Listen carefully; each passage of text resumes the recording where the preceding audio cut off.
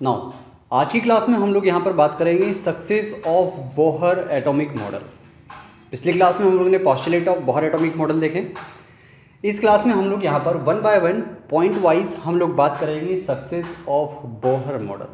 Bohr model की क्या क्या सक्सेस है। सबसे पहली अगर सक्सेस अगर देखें तो बोहर मॉडल की हेल्प से हम लोग क्या कर सकते हैं, स्टेबिलिटी ऑफ एटम एक्सप्लेन कर सकते हैं। तो हम क्या लिख सकते हैं, this Bohr atomic model can explain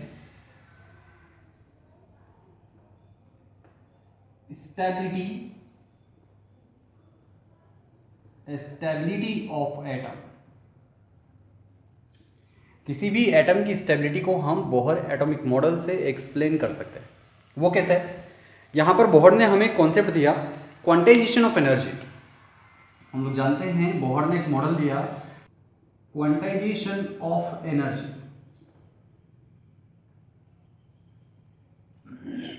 quantization of energy क्या होता है कि कोई भी इलेक्ट्रॉन जब भी एनर्जी को एब्जॉर्ब करेगा या फिर इमिट करेगा, वो कभी भी कंटिन्यूसली नहीं करेगा।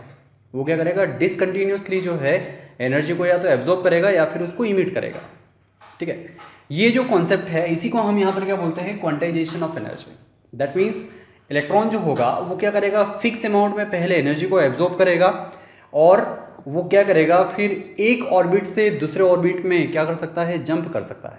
तो ये जो कॉन्सेप्ट है इसको हम क्या बोलते हैं, that is the quantization of energy, जो आपका प्लांक क्वांटम थ्योरी से रिलेटेड है। ठीक है, तो यहाँ पर हमने क्या पढ़ा था, जब हम लोगों ने पॉस्टुलेट पढ़े थे तो हमने देखा था कि हर ऑर्बिट की जो एनर्जी होती है वो क्या होती है, फिक्स होती है। ठीक है, तो वहाँ से हम लोग क्या कर सकते हैं, हर ऑर्बिट का एनर्जी फिक्स है, तो इलेक्ट्रॉन ना तो एनर्जी को गेन करेगा और ना ही किसी प्रकार की एनर्जी यहाँ पर लूज करेगा। ठीक है, दैट मीन्स हर ऑर्बिट की एनर्जी यहाँ पर क्या है, फिक्स है, इसलिए आपका एटम जो है वो कैसा है, स्टेबल है। वहीं सेकेंड पॉइंट अगर हम देखें तो सेकेंड पॉइंट हमें यहाँ पर क्या बोलता है कि जो बोहर एटॉमिक मॉडल है, with the help of we can calculate the energy of electron of the hydrogen atom. हम लोग क्या कर सकते हैं, we can calculate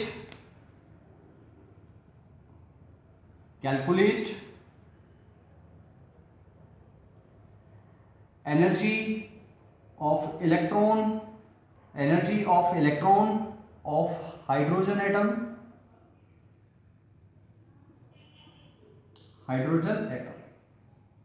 hydrogen atom के अंदर जो इलेक्ट्रॉन है उनकी एनर्जी हम लोग क्या कर सकते हैं, कैलकुलेट कर सकते हैं, या फिर इसी को हम यहां पर एक और नाम से जानते हैं कि एनर्जी ऑफ द ऑर्बिटल।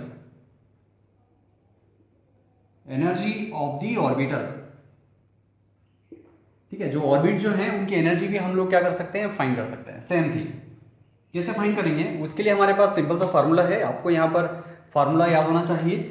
तो सिंपल अगर मैं यहाँ पर एनर्जी की अगर बात करूँ तो nth ऑर्बिट की जो एनर्जी होगी उसको हम क्या लिख सकते हैं, उसको हम total kinetic energy plus potential energy of the electron यहाँ पर लिख सकते हैं।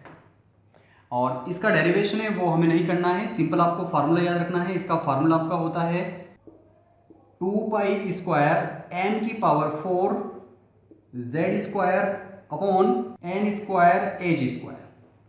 ये फार्मूला आपको यहाँ पर याद रखना है। इस फार्मूले में अगर हम बात करें तो कौन कौन सी टर्म्स क्या है वो हम एक बार देख लेते हैं।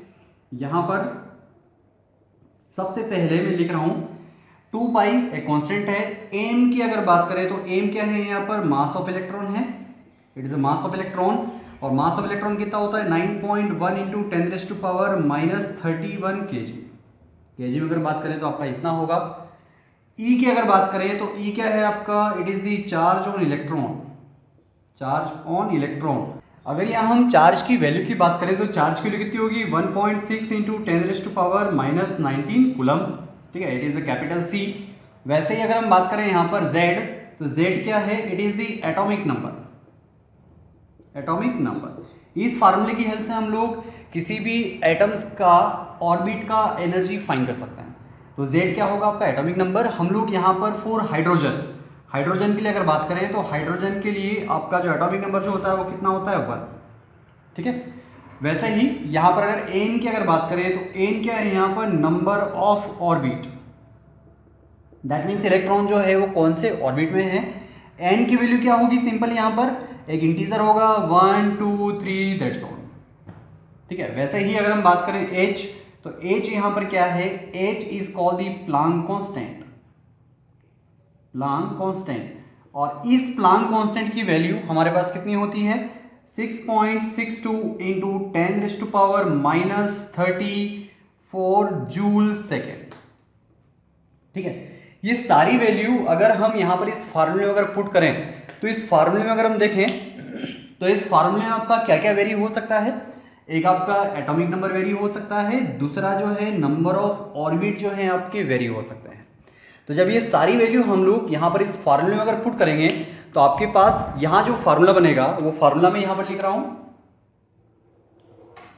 This formula is equal to En is equal to, ये सारी वैल्यू हम यहाँ पर रखते हैं, तो हमारे पास यहाँ पर वैल्यू आएगी माइनस का 2.178 इंटू 10⁻⁻18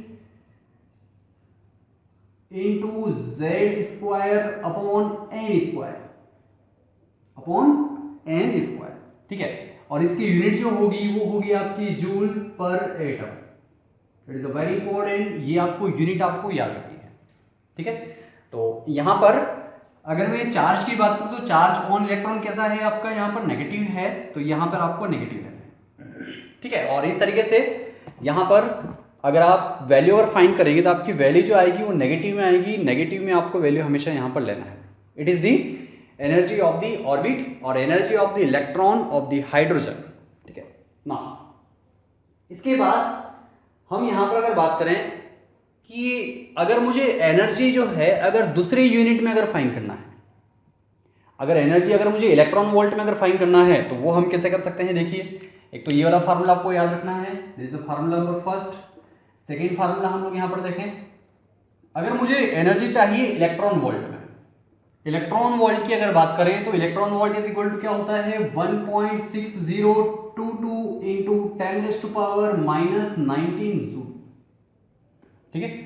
तो हमें यहाँ पर जो है इस जूल को जो है इलेक्ट्रॉन वोल्ट में कन्वर्ट करना है, तो हम लोग जानते हैं यहाँ से हम जूल की वैल्यू निकाल सकते हैं, क्या होगा 1 जूल इज इक्वल टू, इस वैल्यू को हम यहाँ पर शिफ्ट कर दें, क्या हो जाएगा 1/1.6022 इंटू 10⁻⁻19 इलेक्ट्रॉन वोल्ट, ठीक है। दैट मीन्स ये वाली जो वैल्यू है, इस वैल्यू में हमें सिंपली किसका मल्टीप्लाई करना है, यहाँ पर इस वैल्यू का मल्टीप्लाई करना है।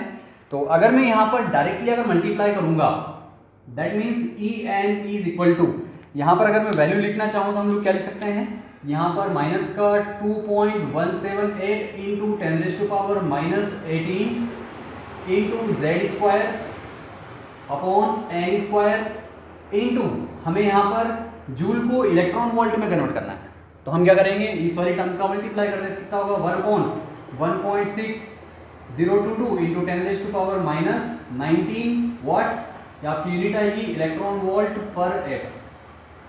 अगर हम इसको यहाँ पर सॉल्व करेंगे, हमारे पास वैल्यू आएगी माइनस का 13.6 into Z square upon N square, इसकी यूनिट क्या होगी इलेक्ट्रॉन वोल्ट पर एटम। इस तरीके से हम लोग क्या कर सकते हैं, यहाँ पर एक नई यूनिट में भी हम लोग क्या कर सकते हैं, ऑर्बिट की एनर्जी या फिर इलेक्ट्रॉन की एनर्जी फाइंड कर सकते हैं, ठीक है।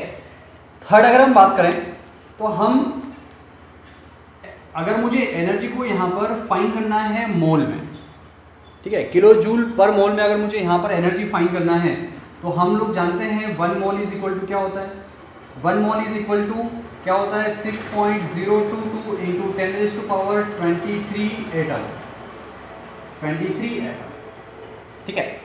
यहाँ पर इस फार्मूले को देखें तो यहाँ पर जूल पर एटम है, मुझे क्या चाहिए यहाँ पर जूल पर मोल चाहिए, तो हम लोग क्या करेंगे सिंपली ये वाली जो टर्म है, इस टर्म के अंदर हम लोग क्या करेंगे इस मोल का मल्टीप्लाई कर देंगे। तो सिंपल अगर मैं यहाँ पर एनर्जी की वैल्यू अगर लिखना चाहूँ तो हम लोग एनर्जी की वैल्यू क्या लिख सकते हैं, En इज इक्वल टू, हमारे पास यहाँ पर है 2.1, इसको हम चाहें तो यहाँ पर क्या लिख सकते हैं 1/8 भी लिख सकते हैं, 2.18 into 10⁻⁻18 upon N square into Z square, और मोल में फाइंड करने के लिए 1 मोल की वैल्यू कितनी होती है आपकी, दैट मीन्स 6.022 इंटू 10⁻23 एटम्स, ठीक है।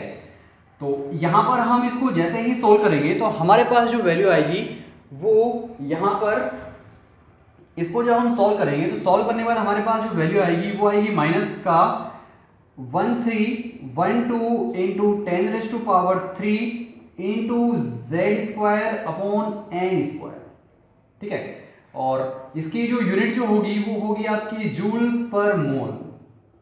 ठीक है, इस इक्वेशन को हम चाहें तो यहाँ पर 10⁻³ है और 10⁻³ को हम क्या लिख सकते हैं, जूल, किलो जूल भी लिख सकते हैं। ठीक है, तो सिंपल हम इसको यहाँ पर लिख सकते हैं माइनस का 1312 इंटू z² अपॉन n², और यहाँ पर ये इसको हम क्या लिख सकते हैं किलो, तो हम लोग सिंपली क्या लिख सकते हैं यहाँ पर किलो जूल पर मोल। ठीक है, तो ये क्या हो गई हमारी, it is the energy of the orbit. ये तीनों फार्मूले जो है आपको यहाँ पर याद होने चाहिए।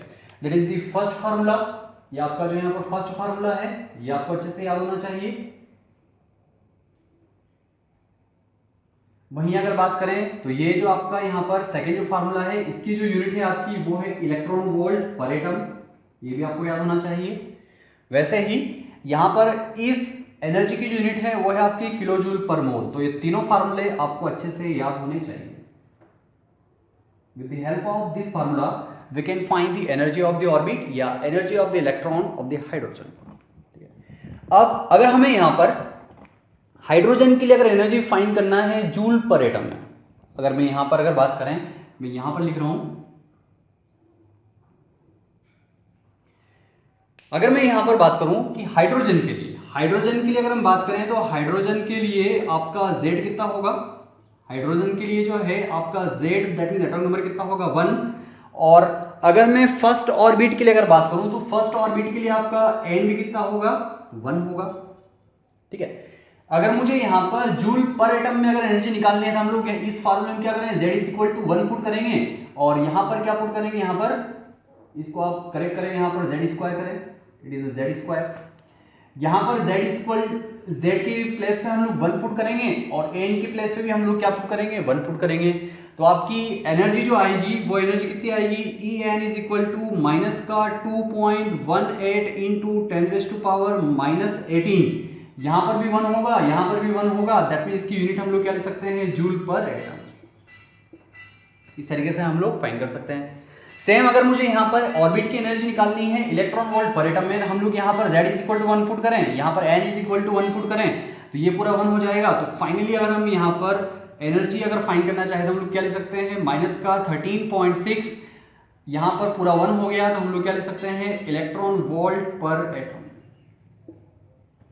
ठीक है, वैसे ही अगर मुझे किलो जूल पर मोल में अगर एनर्जी अगर फाइंड करनी है तो सिंपली हम यहाँ पर क्या करें, Z=1 पुट करेंगे, N=1 पुट करेंगे तो हमारी वैल्यू क्या आएगी, हमारी वैल्यू आएगी सिंपल -1312 किलो जूल पर मोल।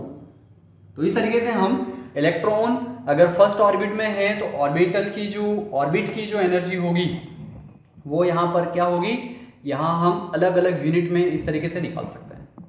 अगर हमें यहाँ पर हीलियम की अगर फाइंड करनी है, अगर मुझे हीलियम की फर्स्ट ऑर्बिट की अगर एनर्जी फाइंड करनी है तो हम लोग यहाँ पर क्या पुट करेंगे, Z=2, क्योंकि हीलियम का एटॉमिक नंबर कितना होता है 2, यहाँ 2 पुट करेंगे कितना हो जाएगा 4, और फर्स्ट ऑर्बिट में अगर फाइंड करना है N=1 तो सिंपली हम इसको सॉल्व करके क्या निकाल सकते हैं, हीलियम की ऑर्बिट की एनर्जी भी फाइंड कर सकते हैं। तो with the help of this formula we can find the energy of the orbit of each of the atom. हर एटम की हम लोग क्या कर सकते हैं, यहाँ पे एनर्जी फाइंड कर सकते हैं। अब हम यहाँ पर बात कर रहे हैं calculation of Bohr radius. Bohr radius से यहाँ पर मीनिंग क्या है, radius of the nth orbit. यहाँ पर बोहर रेडियस से जो है मीनिंग क्या है, that is the radius of nth orbit. ठीक है, nth ऑर्बिट का रेडियस क्या होगा वो हम यहाँ पर फाइंड कर सकते हैं। तो सिंपल अगर हमें nth ऑर्बिट की अगर रेडियस अगर फाइंड करनी है तो उसके लिए हमारे पास एक सिंपल सा फार्मूला है, Rn=n² अपॉन 4π² m⁴ ठीक है, with the help of this formula we can find the radius of the nth orbit. n यहाँ पर क्या है, it is a number of the orbit. ठीक है, तो इस फार्मूले में अगर हम देखें तो इस फार्मूले में कौन कौन सी टर्म जो है वेरी होगी वो हम देख लेते हैं। तो सबसे पहले अगर यहाँ देखें सबसे पहली जो टर्म है एन, एन आपको ऑलरेडी पता है। यहां पर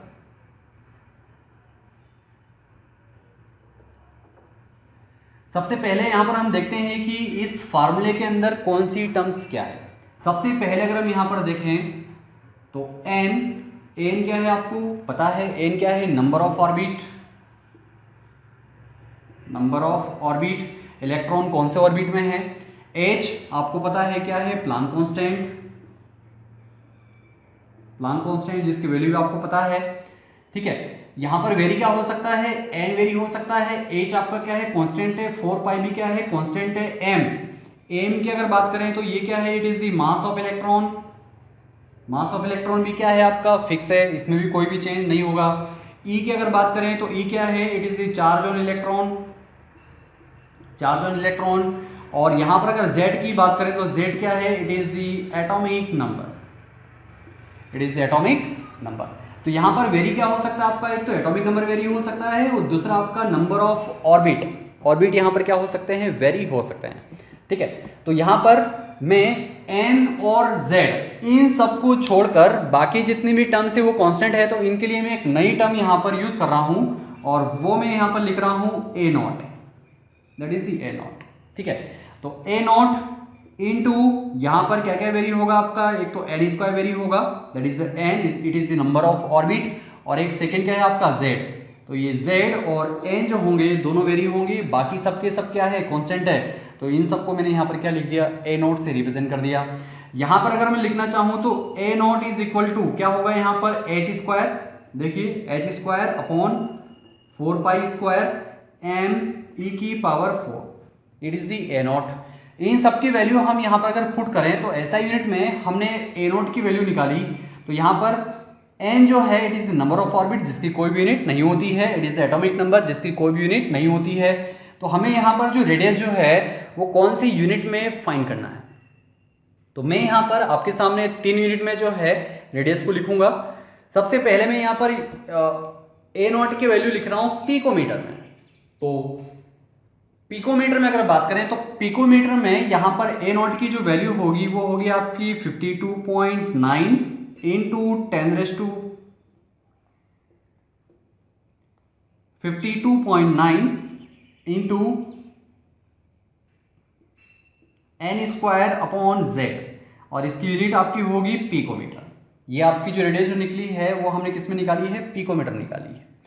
अगर मुझे यहाँ पर इसको जो है नैनोमीटर में अगर करना है तो हम लोग क्या कर सकते हैं, सिंपली नैनोमीटर में कन्वर्ट करने के लिए 10⁻² क्या होगा -12, और 10⁻12 को अगर हम चाहें तो इट इज द 10⁻12, इसको हम क्या लिख सकते हैं 10⁻³ इंटू 10⁻⁹, इसको हम क्या लिख सकते हैं नैनो, और इसका मल्टीप्लाई हम कहाँ कर देंगे, इस वाली टर्म में कर देंगे। तो नैनोमीटर में हमारे पास जो वैल्यू आएगी वो कितनी आएगी, 0.0529 into N square upon Z। ये जो वैल्यू आई ये आपकी किस में आई, यहाँ पे नैनोमीटर में, ठीक है। इस तरीके से हम यहाँ पर क्या कर सकते हैं, नैनोमीटर में भी रेडियस को फाइंड कर सकते हैं। अगर मुझे यहाँ पर एंगस्ट्रॉम में अगर फाइंड करना है तो एंगस्ट्रॉम में हम कैसे फाइंड करेंगे, एंगस्ट्रॉम में मैं यहाँ पर लिख रहा हूँ, देखिए एंगस्ट्रॉम में फाइंड करने के लिए हम यहाँ पर सिंपल क्या करेंगे, ये पिकोमीटर का मतलब हमें पता है, ठीक है। सिंपली हम यहाँ पर क्या लिख सकते हैं 0.529 N square upon Z, it is in angstrom, और 1 एंगस्ट्रॉम इज इक्वल टू कितना होता है 10⁻⁻10 मीटर। इस तरीके से हम यहाँ पर अलग अलग यूनिट में क्या कर सकते हैं, रेडियस फाइंड कर सकते हैं। अब अगर हमें यहाँ पर हाइड्रोजन की रेडियस अगर फाइंड करनी है, हाइड्रोजन एटम है और उसकी फर्स्ट ऑर्बिट की अगर मुझे रेडियस अगर फाइंड करनी है तो देखिए हम कैसे फाइंड कर सकते हैं। मैं यहां पर लिख रहा हूं radius of first orbit in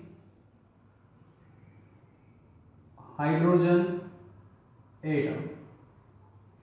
hydrogen atom में फर्स्ट ऑर्बिट का रेडियस कितना होगा, सिंपल अगर हम यहां देखें तो फर्स्ट ऑर्बिट के लिए हम यहां पर n कितना यूज करेंगे, n इज इक्वल टू 1, तो हम यहां पर सिंपली क्या लिख सकते हैं n इज इक्वल टू 1, और z क्या होगा हमारा, दैट इज एटॉमिक नंबर। तो हाइड्रोजन का एटॉमिक नंबर कितना है आपके पास, इट इज दी 1। तो तो अगर मुझे पिकोमीटर अगर फाइंड करना है तो पिकोमीटर में फर्स्ट ऑर्बिट का radius that is the r1 is equal to क्या होगा, यहाँ पर इस फार्मूला में हम क्या पुट करेंगे, n इज इक्वल टू 1, तो 1 का स्क्वायर कितना होगा 1 अपॉन z भी कितना है 1, तो सिंपल आपकी फर्स्ट ऑर्बिट का जो रेडियस आएगा वो कितना आएगा 52.9 picometer. It is the Bohr radius. Hydrogen के फर्स्ट ऑर्बिट की रेडियस हम इस तरीके से फाइंड कर सकते हैं इन पिकोमीटर। अगर मुझे नैनोमीटर अगर फाइंड करना है तो सिंपल आपके पास फार्मूला वही है, यहाँ पर भी 1 पुट करेंगे, यहाँ पर भी 1 पुट करेंगे, तो आपकी नैनोमीटर में जो आपकी रेडियस आएगी वो कितनी आएगी 0.0529 नैनोमीटर।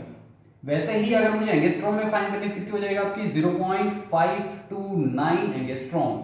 इस तरीके से हम अलग अलग यूनिट में क्या कर सकते हैं, अलग अलग यूनिट में हम यहाँ पर इस तरीके से रेडियस फाइंड कर सकते हैं।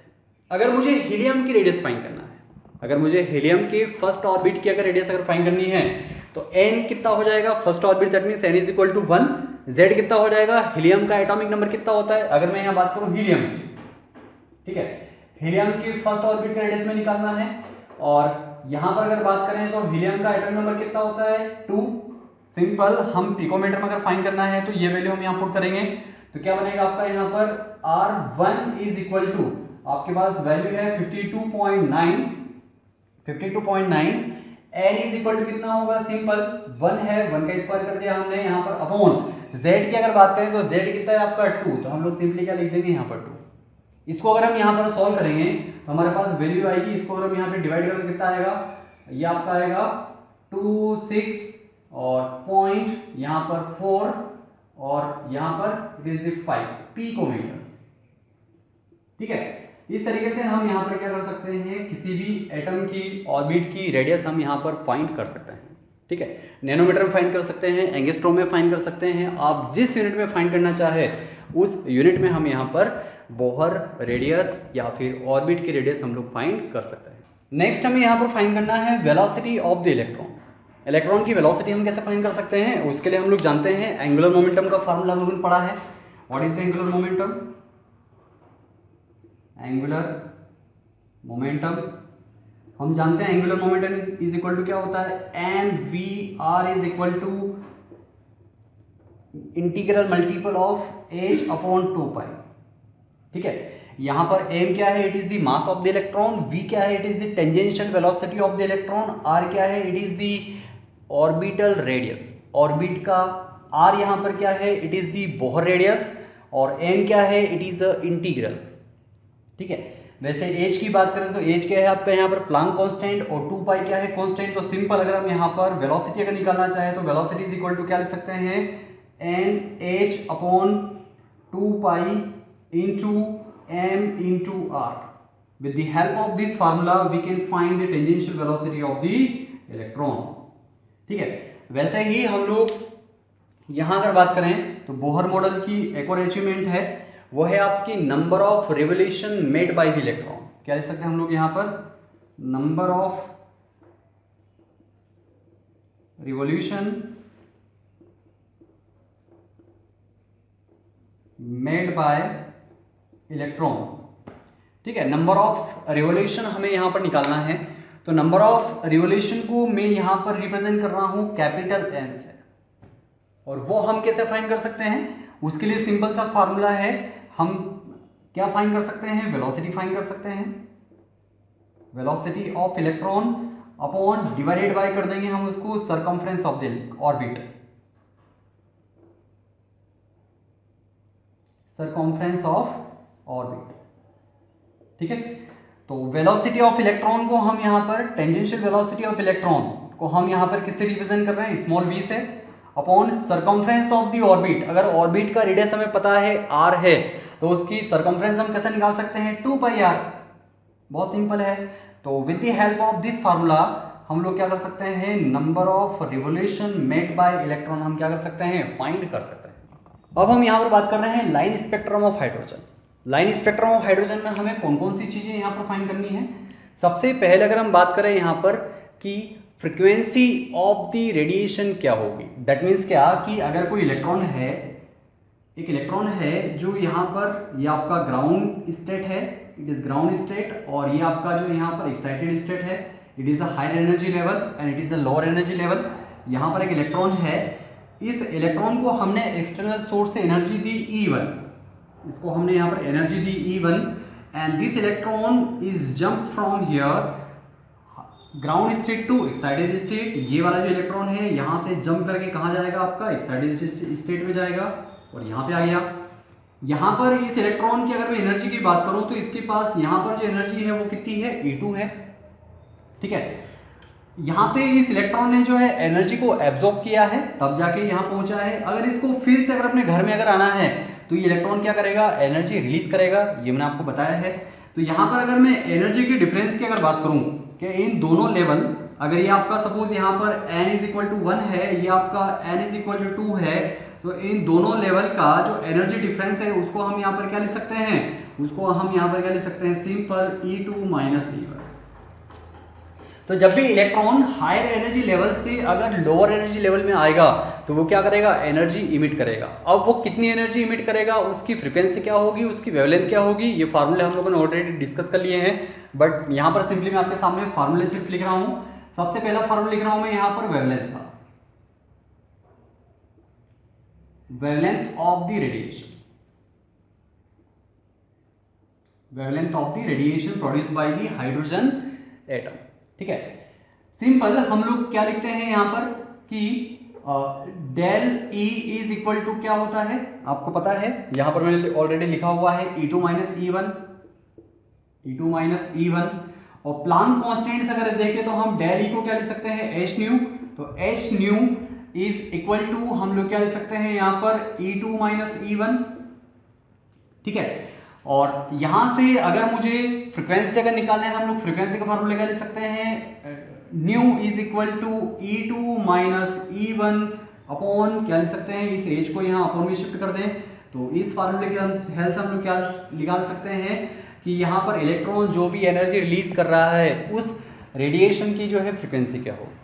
बट हमें यहाँ पर क्या फाइंड करना है, वेवलेंथ। तो देखिए वेवलेंथ हम कैसे फाइंड करेंगे, हम लोग जानते हैं यहाँ पर हमें एक छोटा सा रिलेशन पता है क्या, कि nu is equal to C by lambda.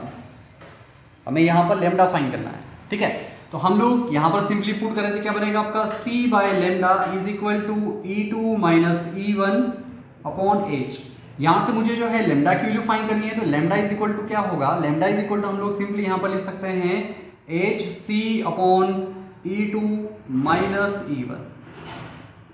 ठीक है, तो इस तरीके से हम लोग यहाँ पर वेवलेंथ फाइंड कर सकते हैं with the help of this formula. और यहाँ पर अगर हम वेवलेंथ की बात करें तो हम लोगों ने जो है हाइड्रोजन स्पेक्ट्रम जहाँ पढ़ा था वहाँ पर मैंने लेमडा की अगर बात करें तो हमने वहाँ पर एक लेमडा की एक और वैल्यू निकाली थी, और वो वैल्यू मैं आपके सामने, वो फार्मूला मैं आपके सामने यहाँ पर लिख रहा हूँ, 1 by lambda is equal to nu bar. Nu bar क्या है, it is wave number, is equal to एक कांस्टेंट हमने लिया था रीडबर्ग कांस्टेंट, जिसकी वैल्यू कितनी होती है 10, 9, 6, 7, 8 in bracket 1 upon n1 square minus 1 upon n2 square. With the help of इस फार्मूले की हेल्प से हम लोग क्या निकाल सकते हैं, वेव नंबर निकाल सकते हैं। और इसको अगर हम यहाँ पे इन्वर्स कर दें तो हमारी किसकी वैल्यू आ जाएगी, यहाँ पर लेमडा की वैल्यू हम लोग निकाल सकते हैं। अगर मुझे यहाँ पर जो है एनर्जी की वैल्यू मुझे यहाँ पे ऑर्बिट की फॉर्म में निकालना है तो हम कैसे निकालेंगे, हम जानते हैं, हम यहाँ पर चाहे तो क्या कर सकते हैं, यहाँ पर हम जो है ये रिलेशन हम लोग जानते हैं, ये वाला जो फार्मूला है हमारे लिए बहुत ही इंपॉर्टेंट है। तो सिंपल अगर मैं यहाँ पर वैल्यू निकालना चाहूँ एनर्जी की फॉर्म में, अगर इस फार्मूले को अगर मुझे एनर्जी के फॉर्म में कन्वर्ट करना है, ऑर्बिट का फार्मूला अगर मुझे एनर्जी के फॉर्म में कन्वर्ट करना है तो वो हम कैसे करेंगे। देखिए ये जो लेमडा है, इस लेमडा की वैल्यू मैं यहाँ से निकाल रहा हूँ, देखिए ऊपर जो फार्मूला है यहाँ से मैं लेमडा की वैल्यू निकाल रहा हूँ 1 बाय लेमडा, मुझे यहाँ से 1 बाय लेमडा की वैल्यू निकालनी है। तो 1 by lambda is equal to क्या होगा, C को हम यहाँ पे शिफ्ट कर दें तो फ्रीक्वेंसी अपॉन क्या हो जाएगा C। इस तरीके से हम इसको लिख सकते हैं। यहाँ पर अगर हम देखें तो 1 बाय लेमडा के प्लेस पे क्या पुट कर रहा हूँ मैं, यहाँ पर न्यू बाय C पुट कर रहा हूँ। So this one is equal to, यहाँ पर इसकी जगह हम लोग क्या लिख सकते हैं, 1 बाय लेमडा के प्लेस पे हम इसको ऐसा भी लिख सकते हैं, and this one is equal to, इसको हम किसके इक्वल लिख सकते हैं, इसको हम यहाँ पर 10, 9, 6, 7, 8 इन bracket 1/n1 square minus 1/n2 square. ठीक है, इस तरीके से हम यहाँ पर लिख सकते हैं।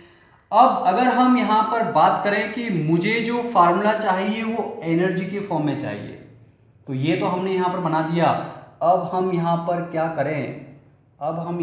करें, मुझे चाहिए एनर्जी के फॉर्म में। हमने यहाँ पर न्यू भी निकाल दिया। चलिए हम इस सी का मल्टीप्लाई भी इधर कर देते हैं। इस सी का मल्टीप्लाई अगर हम यहाँ पर इधर करेंगे तो क्या बनेगा, that is the nu is equal to C into, इसको इस कांस्टेंट को मैं यहाँ पर लिख रहा हूँ, it is the Rydberg constant RH। ठीक है, in bracket 1/n1 square minus 1/n2 square. यहां पर मुझे फार्मूला चाहिए इस फॉर्म में, एच न्यू के फॉर्म में। हम लोग क्या कर सकते हैं, यहां पर चाहे तो इस पूरी इक्वेशन में हम लोग किसका मल्टीप्लाई कर दें, एच का मल्टीप्लाई कर दें। तो आप जैसे ही यहां पर एच का मल्टीप्लाई करोगे, देखिए मैं यहां पर एच का मल्टीप्लाई कर रहा हूं, मैं यहां पर अलग कलर से कर रहा हूं। दोनों साइड मैंने एच का मल्टीप्लाई किया, ये मैंने एच का मल्टीप्लाई किया, तो एच का मल्टीप्लाई मैंने इस साइड भी कर दिया। और एच न्यू को ही हम यहां पर क्या लिख सकते हैं, इसको हम यहां पर लिख सकते हैं, it is the change in energy. It is the change in energy.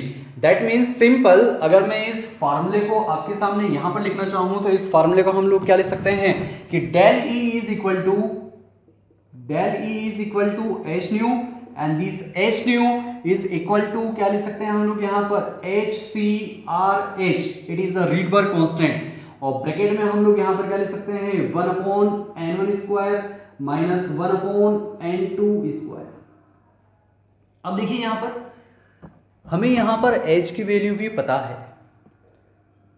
h क्या है, प्लांक कांस्टेंट, जिसकी वैल्यू कितनी होती है 6.6 इंटू 10⁻⁻34 जूल सेकेंड। c क्या है, it is the speed of radiation या स्पीड ऑफ लाइट। ठीक है, यहाँ पर जो भी इलेक्ट्रॉन जो भी यहाँ पर रेडिएशन इमिट करेगा उसकी स्पीड क्या होगी, same as the speed of the light. और स्पीड ऑफ द लाइट कितनी होती है 3 इंटू 10⁻8 मीटर पर सेकेंड। मैं इनकी सारी वैल्यू यहाँ पर लिख रहा हूँ। h इज इक्वल टू क्या है आपका, it is a Planck constant. h is equal to क्या है आपका प्लांक कांस्टेंट, जिसकी वैल्यू कितनी होती है आपके पास 6.6 इंटू 10⁻⁻34 जूल सेकेंड। वहीं अगर मैं c की बात करूं तो c क्या है आपकी स्पीड ऑफ लाइट, ये स्पीड ऑफ रेडिएशन, और ये कितनी होती है 3 इंटू 10⁸8 मीटर पर सेकेंड। और वहीं अगर मैं यहाँ पर रीडबर्ग कांस्टेंट की बात करूं तो ये रीडबर्ग कांस्टेंट की जो वैल्यू होती है हमें ऑलरेडी पता है कितनी होती है 10, 9, 6, 7, 8। इसकी यूनिट क्या होगी पर मीटर पर सेंटीमीटर। ठीक है, पर सेंटीमीटर। तो अगर हम यहाँ पर ये सारी वैल्यू अगर हम यहाँ पर पुट करें, ठीक है, और यहाँ पर अगर हम इसको सॉल्व करें तो ये हमारे पास एक नया कांस्टेंट बनेगा। और उस कांस्टेंट की वैल्यू मैं आपके सामने यहाँ पर लिख रहा हूँ कि del E is equal to, इसकी जो वैल्यू हमारे पास है वो वैल्यू मैं यहाँ पर लिख रहा हूँ 2.18 into 10⁻⁻18 in bracket 1/n1 square minus 1/n2 square. With the help of this formula, इस फार्मूले की हेल्प से भी हम लोग क्या कर सकते हैं, किसी भी ऑर्बिट की एनर्जी फाइंड कर सकते हैं। ठीक है, तो हमने यहाँ पर पहली चीज क्या फाइंड की, वेवलेंथ एंड फ्रीक्वेंसी। दूसरी चीज अगर हम यहाँ पर अगर देखें तो यहाँ पर सेकेंड हमने क्या फाइंड किया है, यहाँ पर अगर हम देखें तो ये हमने क्या फाइंड कर लिया, energy of the orbit, energy of the orbit in the form of number of orbit. Orbit के फॉर्म में भी हम इस तरीके से क्या कर सकते हैं, इस फार्मूले की हेल्प से हम लोग यहाँ पर एनर्जी फाइंड कर सकते हैं। थर्ड अगर हम यहाँ पर देखें तो यहाँ पर एक और चीज हम स्पेक्ट्रम में फाइंड कर सकते हैं, वो है नंबर ऑफ लाइंस। ठीक है, नंबर ऑफ लाइंस कितनी होगी, नंबर ऑफ लाइंस हम कैसे फाइंड कर सकते हैं, हम लोगों ने देखा है कि अगर जब भी इलेक्ट्रॉन एनर्जी रिलीज करेगा तो वो एनर्जी जिस भी रेडिएशन, वो एनर्जी जिस भी फ्रीक्वेंसी या जिस भी वेवलेंथ की होगी, उस वेवलेंथ की हमें क्या दिखाई देगी, लाइन दिखाई देगी। और वो लाइन हम कैसे फाइंड कर सकते हैं, उसके लिए आपके पास एक सिंपल सा फार्मूला है, formula is equal to n2 minus n1 in bracket n2 minus n1 plus 1 divided by 2। ठीक है, with the help of this formula हम लोग क्या कर सकते हैं, यहाँ पर नंबर ऑफ लाइंस भी फाइंड कर सकते हैं। स्पेक्ट्रम के अंदर जो लाइन बनेगी उन लाइंस को भी हम काउंट कर सकते हैं। देखिए अगर आपको यहाँ पर दिया हुआ है कि अगर कोई एक इलेक्ट्रॉन है n इज इक्वल टू 5 में, कौन से ऑर्बिट में है, कौन से एनर्जी लेवल में है, फिफ्थ वाले एनर्जी लेवल में, और फिफ्थ से ये जंप करके जो है कहाँ पे आता है, सपोज ये फिफ्थ से जंप करके आता है n इज इक्वल टू 1 में जो है जंप करता है, ये आपका 1 है और यहाँ पे जंप करता है, तो मुझे यहाँ पर फाइंड करना है कि कितनी नंबर ऑफ लाइंस होगी। तो इस फॉर्मूले बस आपको वैल्यू पुट करना है। यहाँ पर n2 जो होगा वो हमेशा क्या होगा, इज ग्रेटर देन n1। यहाँ पर हायर एनर्जी लेवल के लिए हम क्या लेंगे n2 और लोअर के लिए क्या लेंगे अपन n1। तो ये क्या है आपका n2 और ये क्या हो गया आपका n1। यहाँ पर हम वैल्यू पुट करें, n2 कितना है 5, n1 कितना है 1, ये हमने पुट कर दिया। यहाँ पर भी कितना है 5 माइनस 1 प्लस का 1 अपॉन 2, 1 से 1 कैंसिल।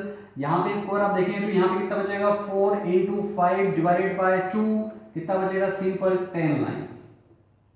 ठीक है, इस तरीके से इलेक्ट्रॉन किसी भी हायर एनर्जी लेवल से किसी भी दूसरे एनर्जी लेवल में जंप करे, यहाँ पर हम लोग इस फार्मूले की हेल्प से हम लोग क्या कर सकते हैं, नंबर ऑफ लाइंस भी काउंट कर सकते हैं। यहाँ पर अगर हम एक डायग्राम के थ्रू अगर इसको समझे तो देखिए, मैं यहाँ पर आपके सामने डायग्राम बना रहा हूँ। मैंने यहाँ पर दो एनर्जी लेवल लिए हैं, ये आपका n इज इक्वल टू 5 है और यहाँ पर जो है n इज इक्वल टू 4 है, यहाँ पर 3 है, यहाँ पर 2 है और यहाँ पर फर्स्ट एनर्जी लेवल। ये आपके अलग अलग एनर्जी के लेवल है।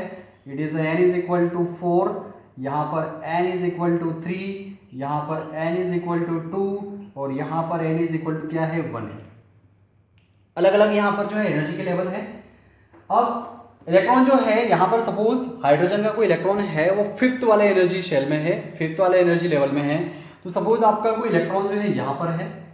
अब ये इलेक्ट्रॉन यहाँ से जो है कहाँ कहाँ जंप हो सकता है, कहाँ कहाँ जंप हो सकता है, ये आपका जो है nth से जंप करके कहाँ आ सकता है, फर्स्ट में भी आ सकता है। तो हम लोग ये आपको जो है nth से फिफ्थ से जंप करके कहाँ आ सकता है, 1 में भी आ सकता है।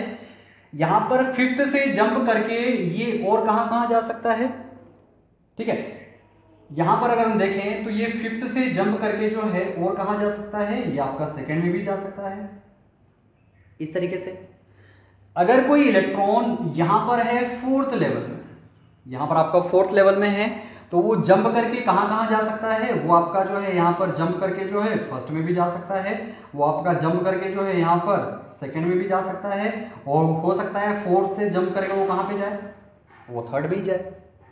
ठीक है, तो यहां पर अगर हर इलेक्ट्रॉन को अगर हम देखें तो ये इलेक्ट्रॉन सपोज यहां से फिफ्थ वाले से जंप करके कहां पे गया, सेकंड में गया।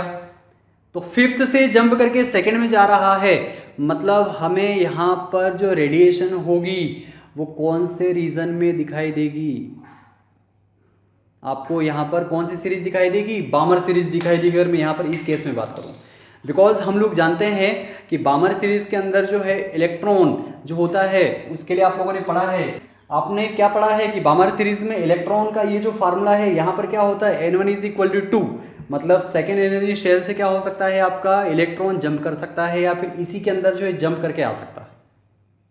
ठीक है, तो यहाँ पर अगर हम देखें तो फिफ्थ से और कहाँ जा सकता है, फिफ्थ से हो सकता है वो कहाँ पे जाए, थर्ड तक ही जाए।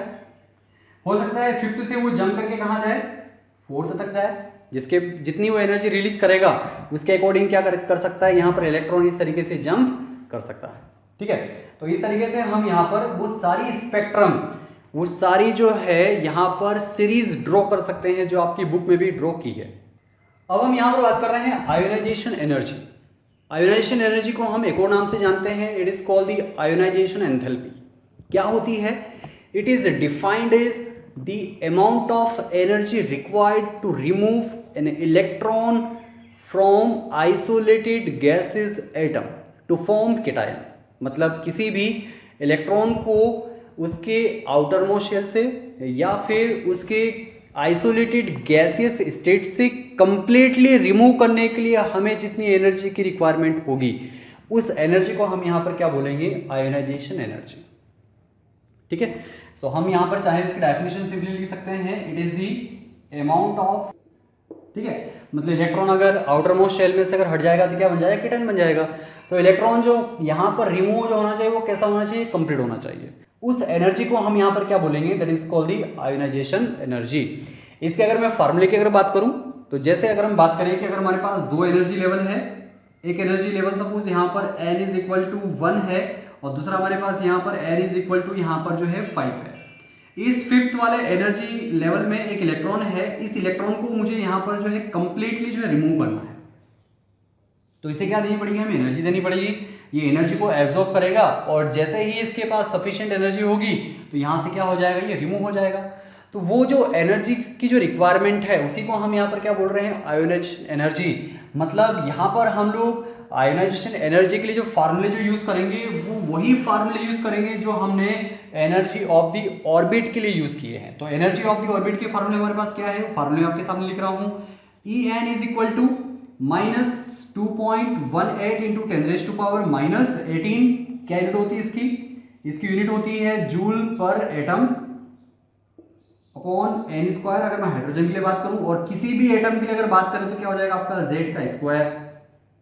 ठीक है, आयोनाइजेशन एनर्जी जो होगी वो हमेशा क्या होगी, आपकी पॉजिटिव होगी।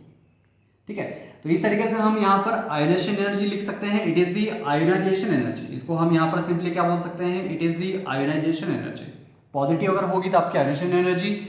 अगर मुझे आयोनाइजेशन एनर्जी यहाँ पर निकालनी है इलेक्ट्रॉन वोल्ट पर एटम में अगर निकालनी है तो इलेक्ट्रॉन वोल्ट पर एटम में हम क्या लिख सकते हैं, 13.6 into Z square upon N square. ये जो आपकी वैल्यू आएगी वो किस में आएगी, इलेक्ट्रॉन वोल्ट पर एटम में आ जाएगी। अगर मुझे यहाँ पर किलोजूल पर मोल में अगर निकालनी है तो किलोजूल पर मोल में हमारे पास वैल्यू कितनी होगी, यहाँ पर प्लस का 1312 into Z square upon N square.